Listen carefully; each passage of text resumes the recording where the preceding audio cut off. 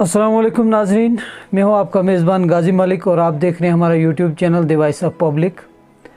आज खुशी बहुत ज़्यादा हुई इस बात पे कि कम से कम इंसाफ हुआ, लेकिन साथ ही दुख भी हुआ। दुख इस चीज़ पे कि इंसाफ के साथ साथ एक नाइंसाफ़ी भी हुई। जी, वो नाइंसाफ़ी क्या है वो मैं बताऊंगा। इंसाफ तो ज़रूर हुआ है, लेकिन अगर इंसाफ ही देर कर दे, अगर इंसाफ ही देर से मिले तो वो खुद ब खुद एक नाइंसाफ़ी हो जाती है। तो मैं बात करना चाहूँगा आज का जो मामला है, हाई कोर्ट का एक फ़ैसला है हैदरपुरा इनकाउंटर के बारे में। हैदरपुरा इनकाउंटर जो कि 18 नवंबर 2021 को होता है, उसमें कुछ मिलिटेंट्स मारे जाते हैं और उसी इनकाउंटर में आमिर मागरे नामी एक नौजवान भी मारा जाता है। और उस इनकाउंटर के बाद पुलिस की तरफ से ये दलाइल बार बार दिए जाते रहे कि आमिर मागरे एक हाइब्रिड मिलिटेंट था, जिसके बारे में लोगों ने भी उसकी मुखालफत की कि ऐसा नहीं था। उसके माँ बाप ने भी, उसके भाई बहनों ने भी बारहा ये चीज़ कही कि ऐसा कुछ नहीं है, हमारा भाई, हमारा बेटा सिर्फ़ और सिर्फ मज़दूरी कर रहा था, अपना पेट पाल रहा था, अपने घर का पेट पाल रहा था, घर वालों का, माँ बाप का, इसके अलावा और कुछ नहीं था। लेकिन ये सब चीज़ें उस वक़्त नकार दी गई। इन सब चीज़ों का इनकार कर दिया गया कि ऐसा कुछ नहीं था, और अगर कुछ सच था तो वो सिर्फ़ और सिर्फ यही था कि आमिर एक मिलिटेंट था और वो मारा गया, जो कि एक हकीकत है और सच्चाई है कि इनके साथ, मिलिटेंट के साथ तो ऐसा ही होगा। अगर कोई ऐसा करेगा, रियासत के ख़िलाफ़ होगा, तो उसके साथ यही अंजाम होगा और यही आमिर के साथ भी हुआ। लेकिन आज जिस डेट में हम खड़े हैं, यानी कि 27 मई 2022 की मैं बात कर रहा हूँ, जम्मू कश्मीर का हाई कोर्ट ये फ़ैसला देता है, जिन्होंने अपना फ़ैसला जो है वो 19 मई को महफूज कर लिया था, और आज जो है हाई कोर्ट ने अपना फ़ैसला सुनाया। और फ़ैसले में हाई कोर्ट ने ये कहा कि आमिर मागरे की जो बॉडी है वो उनके घर वालों को वापस कर दी जाए, और साथ ही ये भी कहा कि उनको 5 लाख रुपए का कंपनसेशन भी दिया जाए, और साथ ही ये भी कहा कि उनके लिए ट्रांसपोर्ट की फैसिलिटी जो है वो भी अवेलेबल की जाए। और साथ ही ये भी कहा कि अगर ऐसा हो कि उनकी जो बॉडी है वो वापस लाने के काबिल ना हो, तो उन्हें, उनके वालिदैन को, उनकी फैमिली को वहीं जाकर अपने मज़हब के मुताबिक अपनी आखिरी रसूमात जो हैं वो उनकी अदा करने दी जाएं।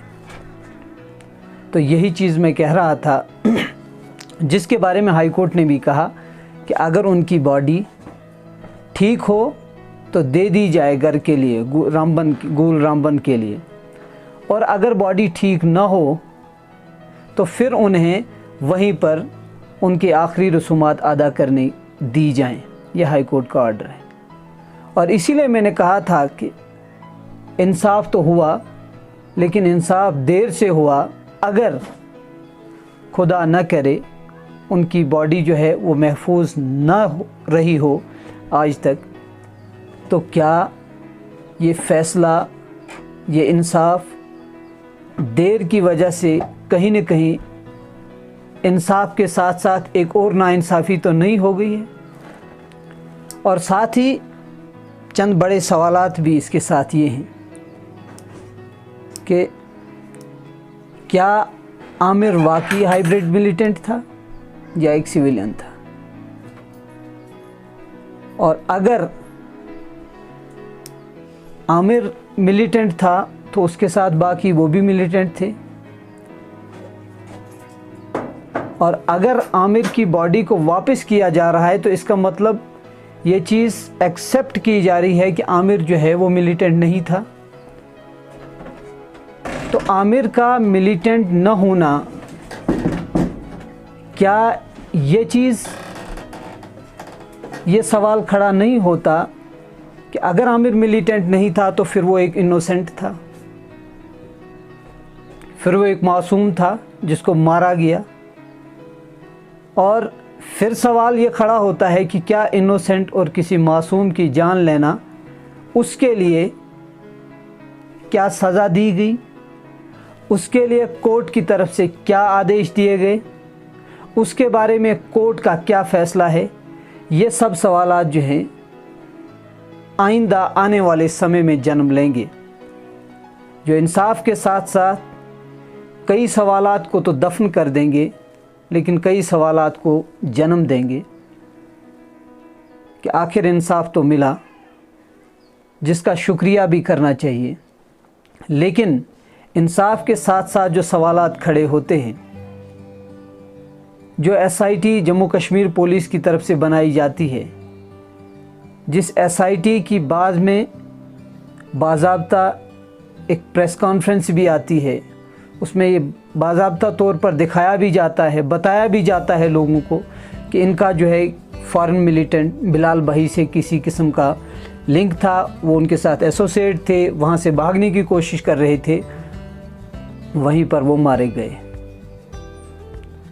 तो अब सवाल ये है कि क्या एक मासूम का कत्ल किया गया, क्या एक और मासूम की जान ली गई,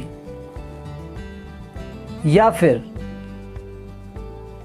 मासूम की जान के बदले में सिर्फ़ और सिर्फ 5 लाख रुपए का कंपनसेशन दिया जा रहा है।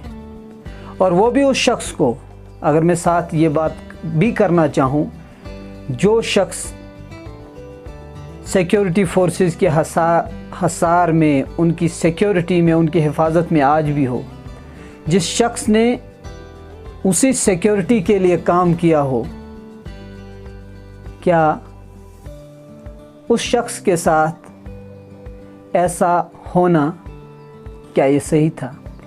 और अगर सही नहीं था, गलत था, जिसका आज तकरीबन ये फ़ैसला हुआ कि ये तो गलत था, इसलिए इनकी ये जो बॉडी है वो वापस कर दी जाए, तो क्या फिर जिनकी तरफ से ये गलती की गई, क्या उन्हें भी कोई सज़ा दी जाएगी? ये सब देखने वाली बात होगी, और यही सवालात आने वाले समय में बार बार जो है वो जन्म लेते रहेंगे। मैंने पहले ही कहा, बहुत सारे सवालात ऐसे हैं जो इसके साथ ही दफन हो जाएंगे, और बहुत सारे ऐसे सवालात हैं जो इसके बाद से जन्म लेंगे। इसके साथ ही मैं आपसे इजाज़त चाहूँगा। अपना और हमारे इस चैनल का बहुत बहुत ख्याल रखिएगा। अल्लाह हाफ़िज़।